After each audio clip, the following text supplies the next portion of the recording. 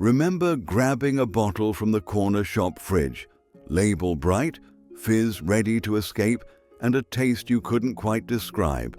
Some of those drinks were part of growing up in Britain, school lunches, summer holidays, or long car journeys, and now they've vanished.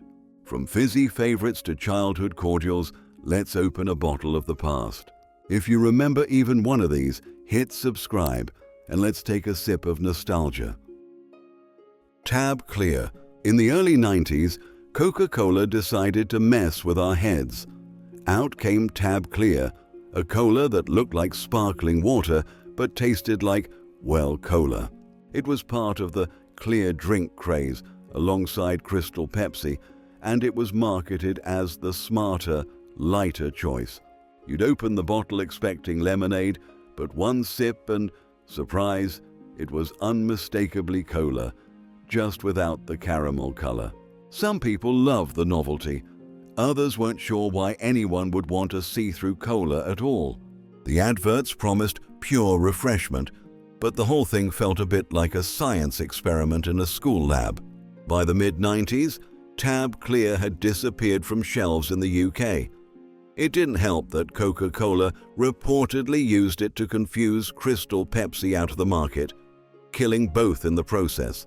Today, it's remembered less for its taste and more for the strange thrill of pouring a cola that looked like fizzy water. Coca-Cola Blāk. In 2006, Coca-Cola decided the world was ready for a drink that was part fizzy pop, part coffee.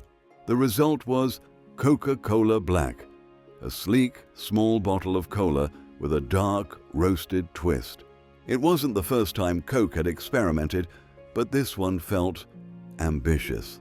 Imagine your usual Coke, then stir in a splash of sweet espresso syrup. That was the idea.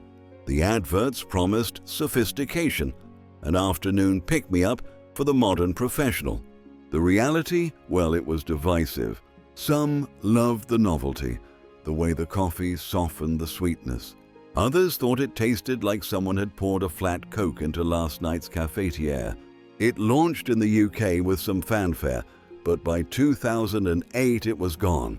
Too niche, too strange, and too far from what people wanted in a cola. Today, it's mostly remembered as one of those "did that really exist?" moments in Coca-Cola history. A bold sip that just didn't stick. Ribena Sparkling. Ribena was already a British classic.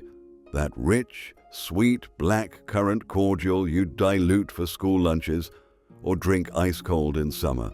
But in the late 80s and early 90s, they decided to give it a fizzy makeover. Ribena Sparkling. It came in cans and bottles, with the same deep purple flavor but lifted by bubbles. The first sip was oddly thrilling, familiar and new at the same time. It felt more grown-up than squash, but less serious than cola. For a while, it had a loyal following. Kids loved the fizz, adults liked having a soft drink that wasn't lemonade or orange. And that blackcurrant hit made it stand out on the shelf. But over time, it faded. Competition from bigger, bolder, fizzy brands and a move away from sugary drinks pushed it off the high street. By the 2000s, Ribena Sparkling was quietly gone, leaving only the still, syrupy original behind. Ask anyone who had it, and they'll tell you it was Ribena, but with a Friday night sparkle. Tizer. For decades, Tizer was one of Britain's most recognizable fizzy drinks. Bright red in color, sweet, but with a tang you couldn't quite pin down. It didn't taste like cola, lemonade, or orangeade. It was just Tizer. In the 80s and 90s, it was everywhere. In school tuck shops, corner shops, and family picnics. You'd spot that bold logo, grab an ice-cold can, and be hit with that unique, slightly sharp fruitiness. But somewhere along the line, things changed. The recipe was tweaked, the color toned down, and the flavor became blander, less tangy, more generic. Fans noticed instantly The new Tizer just didn't have the same magic. Sales slipped, and what was once a playground favorite became just another fizzy drink on the shelf.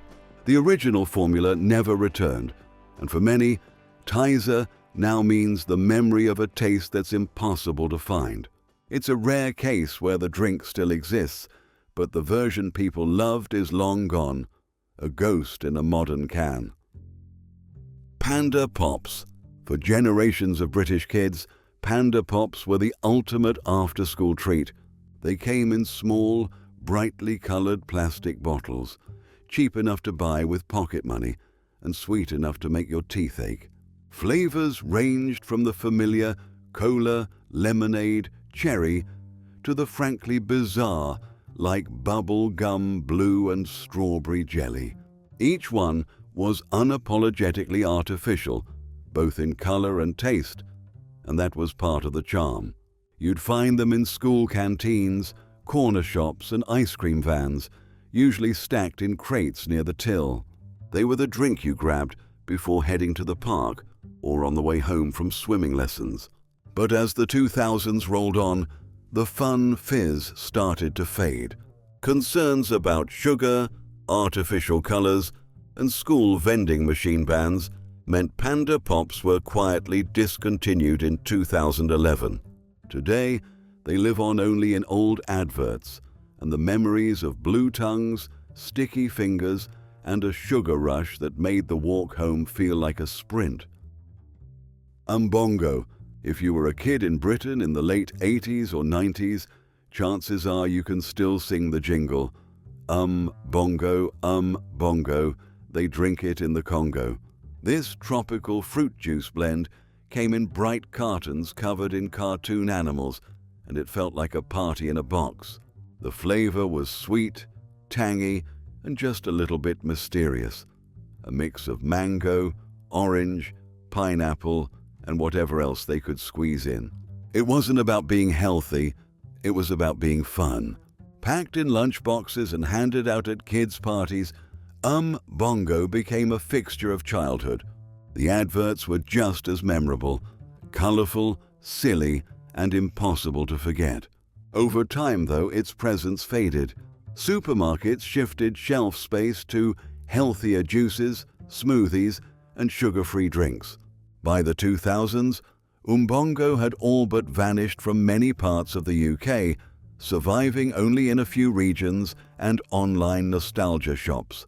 For those who remember it, one sip could still transport you back to a sticky-fingered summer afternoon with a straw poking out of a carton and that song stuck in your head. Virgin Cola. In the mid-90s, Richard Branson decided he could take on Coca-Cola and Pepsi, and so Virgin Cola was born. It launched with confidence, promising a British-made cola that could match or even beat the American giants.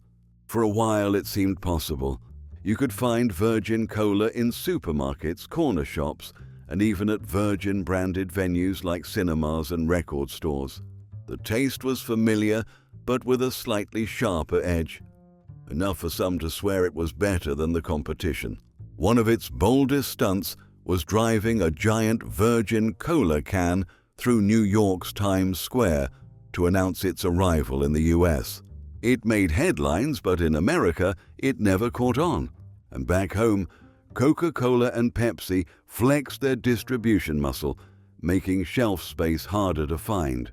By the late 2000s, Virgin Cola had largely disappeared from the UK.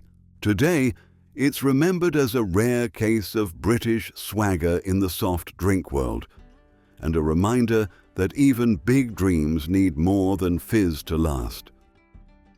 Quatro. Launched in the mid-1980s by Coca-Cola, Quatro was a fizzy drink that promised something different. 4 tropical flavors in one: pineapple, orange, passion fruit, and grapefruit, all blended into a tangy, sweet, slightly sharp mix that stood out from the usual cola and lemonade crowd. Its bright green cans with bold, blocky lettering looked like nothing else on the shelf. The adverts were just as striking: quirky, futuristic, and unlike anything in the soft drink aisle. Quatro wasn't trying to please everyone. It was for those who wanted something exotic and a little daring. For kids, it was a summer holiday in a can. For adults, it was a brief escape from the ordinary. Despite its cult following, Quatro didn't survive past the late 80s in the UK. Coca-Cola shifted focus back to its core brands, and the tropical fizz quietly disappeared. Today, the name still sparks nostalgia for anyone who remembers cracking open a cold green can and wondering if 4 fruits really were better than one. Shandy Bass. Long before alcohol-free beers were trendy, Britain had Shandy Bass, a sweet, fizzy mix of beer and lemonade with such low alcohol content it was sold to kids without raising eyebrows. Launched in the 1970s by Bass Brewery, it came in big glass bottles and later in tall cans, its brown and gold label instantly recognizable. For many teenagers, it was the first pint, a way to feel grown up while still essentially drinking lemonade with a hint of malt. It was a staple in pubs, corner shops, and seaside cafes. Families would order it for kids, while the adults had proper pints, and it became a quirky rite of passage in British drinking culture. Over the years, changing laws, health campaigns, and shifting tastes pushed it out of favor. By the 2010s, it was increasingly hard to find outside of a few nostalgic pubs and specialty shops. For those who grew up with it, Shandy Bass isn't remembered for its strength, but for the feeling it gave you. Sitting at a pub table, pint glass in hand, convinced you'd joined the grown-up world. Corona lemonade. Long before most Brits associated Corona with bottles of lager and a slice of lime, it was a beloved brand of soft drinks, and Corona lemonade was the star. Founded in Wales in the late 19th century, Corona soft drinks became a household name across the UK by the mid-20th century. The lemonade was bright, sharp, and sweet. The sort of drink that made your teeth tingle and your eyes water in the best way. Delivered in glass bottles, often by the famous Corona pop vans, it was part of everyday life. Kids would run to the door when they heard the van pull up, trading in empties for fresh bottles straight from the crate. By the 1980s, competition from bigger global brands and changing shopping habits pushed Corona soft drinks into decline. The brand was eventually sold and the lemonade vanished from most shelves. Today, the name Corona brings beer to mind. But for generations of Brits, it will always mean that perfect, fizzy burst of lemon on a warm afternoon, poured from a glass bottle with the cap still hissing.